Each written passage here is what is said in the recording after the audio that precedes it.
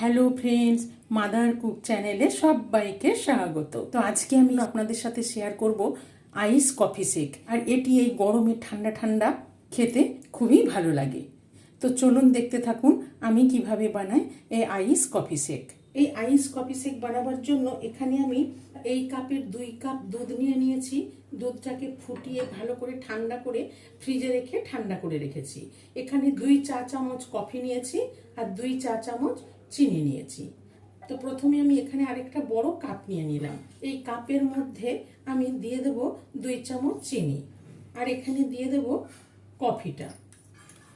2 চামচ কফি আমি দিয়ে দিলাম। আর এখান থেকে আমি দুধটা যে ঠান্ডা করে রেখেছি এখান থেকে আমি দিয়ে দেব 2 চামচ মতো দুধ। 2 চামচ মতো দুধ নিয়ে নিয়েছি। এবার আমি কফি, চিনি, দুধ ভালো করে আমি ফেটিয়ে নেব। যতক্ষণ না পর্যন্ত চিনিটা ভালো করে গলে যাচ্ছে আর কফিটাও ভালো করে মিশে যাওয়া পর্যন্ত ভালো করে নেড়ে নেব। কফি চিনিটা দেখুন একদম গাঢ় বাদামি রঙের হয়ে গেছে কফিটা, আর চিনিটাও গলে গেছে আর উপরে ফেনা জমতে শুরু করেছে। তো এই সময় আমি এর মধ্যে পুরো দুধটা দিয়ে দেব।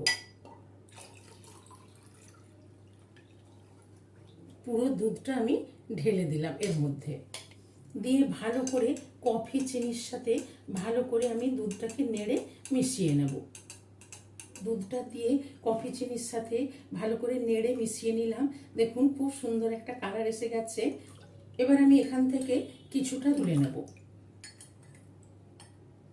দেখুন এখানে আমি কিছুটা দুধ তুলে নিলাম। এবারে আমি এখানে একটা আইস ট্রে নিয়ে নিয়েছি। তো আমি এবারে এইখান থেকে কিছুটা কফি দিয়ে দেবো কফি কিউব তৈরি হওয়ার জন্য।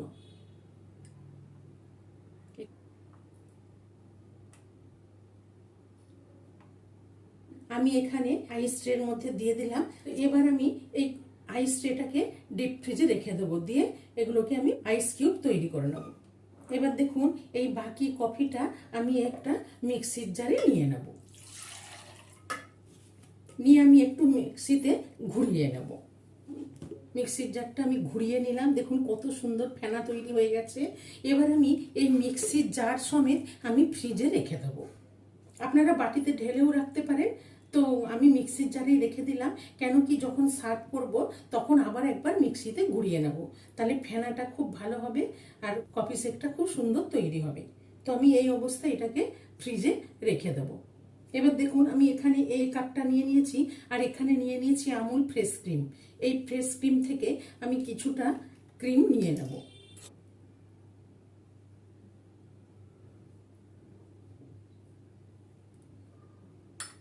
এখানে আমি 1/4 কাপ ফ্রেশ ক্রিম নিয়ে নিয়েছি।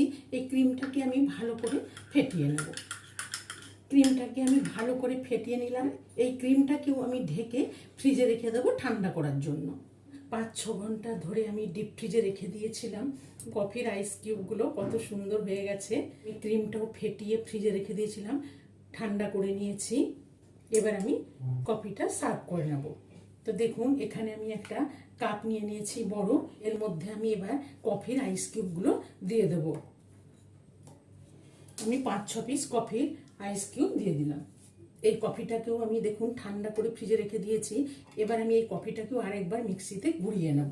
কফিটাকে ঘুরিয়ে নিয়েছি, কত সুন্দর ফেনা হয়ে গেছে। এবার এখানে যে আমি কফি কিউব দিয়ে কাপটা রেডি করে রেখেছি এর মধ্যে আমি দিয়ে দেব। এর মধ্যে আমি কফিটা দিয়ে দিলাম। কতটা ফেনা হয়েছে দেখুন।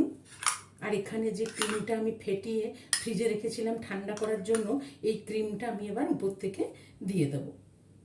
ক্রিম দিয়ে দিলাম, একটু কফি দিয়ে দিলাম উপর থেকে। আর এখানে আমি একটু চকলেট নিয়ে নিয়েছি, চকলেটটা উপর থেকে গ্রেট করে দিয়ে দেবো। দেখুন কত সুন্দরভাবে কত সহজভাবে আইস কফি শেক তৈরি হয়ে গেল। এটি এই গরমে ঠান্ডা ঠান্ডা পরিবেশন করে থাকুন। এই আইস কফি শেক ভালো লেগে থাকলে মাদার কুক চ্যানেলটিকে লাইক, শেয়ার এবং সাবস্ক্রাইব করার অনুরোধ রইল। পাশে থাকা বেল আইকনটা প্রেস করবেন। যখনই আমি নতুন কোনো ভিডিও আপলোড করব আপনাদের কাছে নোটিফিকেশন পৌঁছে যাবে।